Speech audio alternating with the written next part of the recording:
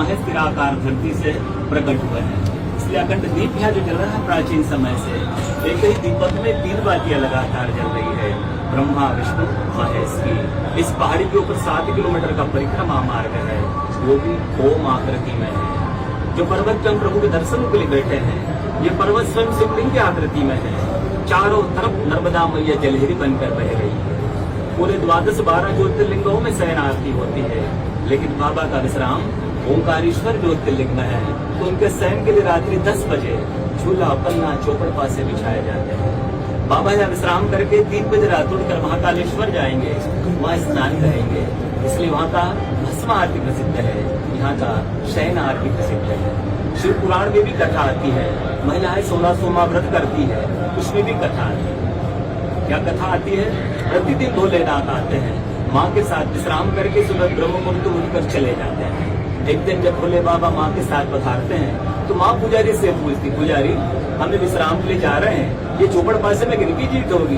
पुजारी बोलते कि आज ही भोले बाबा जीतेंगे। ऐसा बोलकर पुजारी घर चले जाते हैं। भोले बाबा माँ विश्राम के लिए चले आते हैं। सुबह ब्रह्म मुहूर्त में जैसे ही भोले बाबा माँ बाहर निकलते हैं, पुजारी द्वार पर खड़े रहते हैं। तो माँ पुजारी से पूछती, पुजारी कल मैंने आपसे पूछा था, हम विश्राम के लिए जा रहे हैं, ये चौपड़ पासे में किनकी जीत होगी? आपने कहा भोले बाबा जीतेंगे। भोले बाबा नहीं, मैं जीती हूँ। माँ ऐसा बोल करके उनको श्राप देके चली जाती है। उनके तुरंत पश्चात अप्सराएं शिवलिंग पे जल चढ़ाने आती हैं। अप्सराएं पुजारी से पूछती, पुजारी अस्वस्थ क्यों हुए? आप तो ठीक थे। फिर पुजारी बताते हैं, प्रतिदिन भोले बाबा माँ के साथ विश्राम करके चले जाते थे, कल भोले बाबा माँ के साथ पधारे। माँ ने मुझसे पूछ लिया, पुजारी हमें विश्राम के लिए जा रहे हैं, ये चौपड़ा पासे में किनकी जीत होगी? मैंने कहा भोले बाबा जीतेंगे। भोले बाबा ने माँ जीत गई, माँ मुझे श्राप देके चली गई। अप्सरा बोलते, चिंता न करो, हम मंदिर जाकर शिवलिंग की पूजा करते, फिर इसका उपाय बताएंगे। अप्सराएं अंदर आकर शिवलिंग की पूजा करके बाहर आकर बोलती, पुजारी आप 16 सोमवार व्रत कीजिएगा, व्रत करते ही स्वस्थ हो जाएंगे, व्रत करते ही ठीक हो जाएंगे। ये वो कथा का दर्शन ओंकारेश्वर ज्योतिर्लिंग में प्रतिदिन होता है।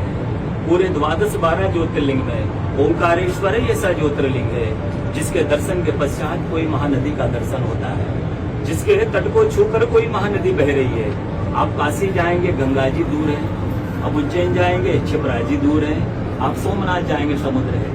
लेकिन ओंकारेश्वर ही ऐसा ज्योतिर्लिंग है जिसके दर्शन के पश्चात कोई महानदी का दर्शन होता है। वो महानदी है रुद्र देहाय विद्महे मेघल कन्याय धीमहि तन्नो नर्मदा प्रचोदयात्। भगवान शंकर की देह से पसीने के बूंद से निकली है माँ नर्मदा।